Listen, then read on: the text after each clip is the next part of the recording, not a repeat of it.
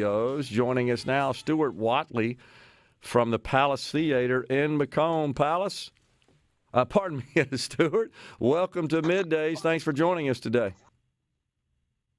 Good morning. Thank you, Gerard. Very pleased to be on with you this morning. All right, tell us about the Palace Theater. Quite the history. Palace Theater, yes, built in 1938 by the Solomon family. Started here in McComb, ended up growing out to Gulf State Theaters. The Palace Theater was the first of their theaters in the group right there. Had been a part of McComb for a long time. A lot of history coming up here. Everybody that grew up in this area has Palace memories. And there around 1980, I guess it was, when the Twin Cinema came in, that was sort of the death of the Palace here in McComb. And sat for about 20 years and then kind of had a resurgence. It was a phoenix, came back out of the ashes through the help of a good, strong group here in McComb. And then Gary Solomon, who put together the Solomon Foundation. The Palace is now back in its original luster, and we're looking for good things coming out of here. So share with us some of the events that you got coming up. I know you got something coming up for Mardi Gras next week, right?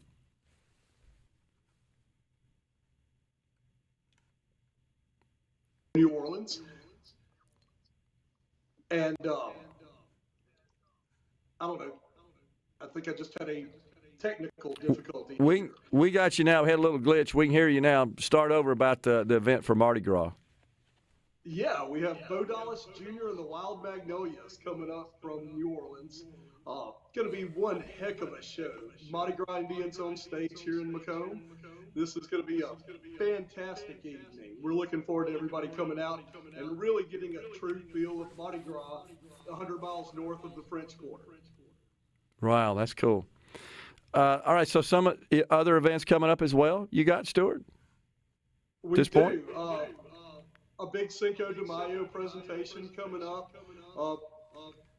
It's a tie-in between the tortilla soup here in McComb and ourselves. We're looking forward to bringing everybody together. We have an outside venue that we're breaking ground on. Going to get that out by the old railroad train cars that are up and down of our historic downtown here in McComb. And we're just doing these little things as we can to get downtown McComb back on the map. Gotcha. So just looking at your website, you also host corporate events as well. Is that correct?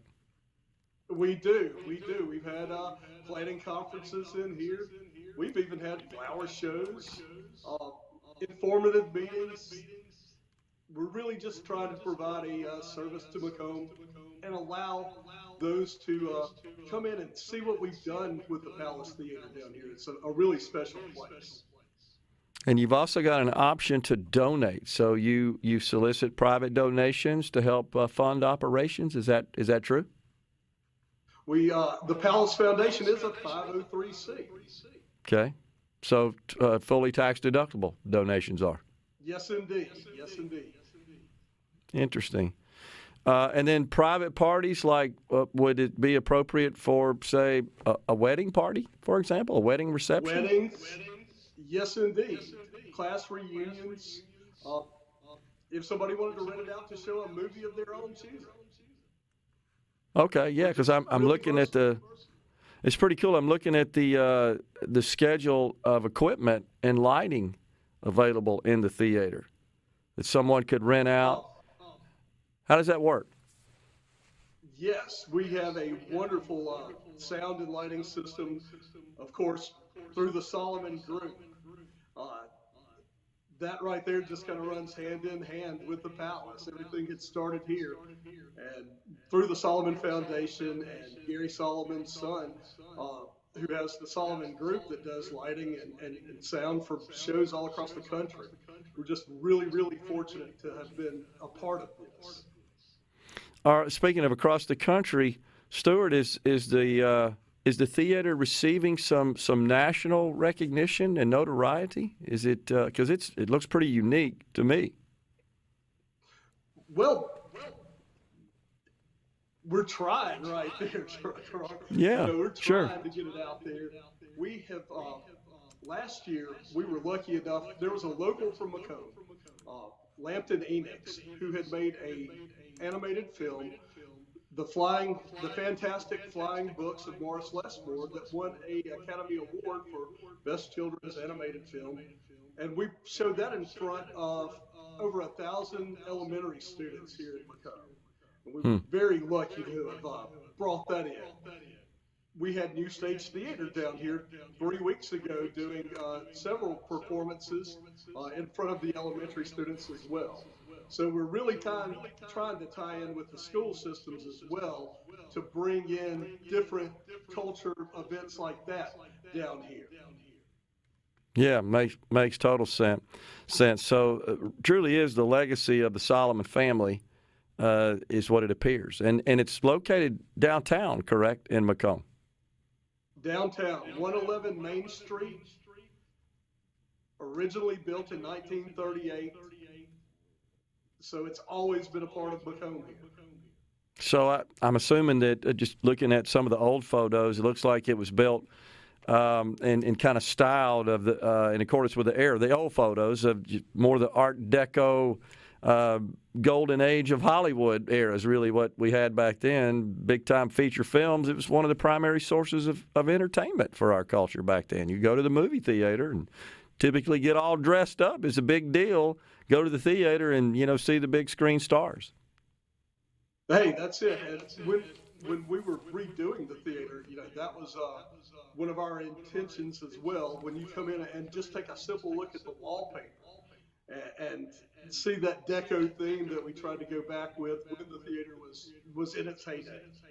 Yeah, and that's Art Deco theme from the Golden Age is still widely used in private home theaters as a theme. Right. See that a good bit all the time. It just brings back that warm feeling of feeling great, living good, seeing a great movie, having a good bourbon with it. Seems to fit. I mean, the theme and the motif seems to kind of fit the purpose, and just sort of fits with the idea of movie type events like that. Makes a total lot of sense.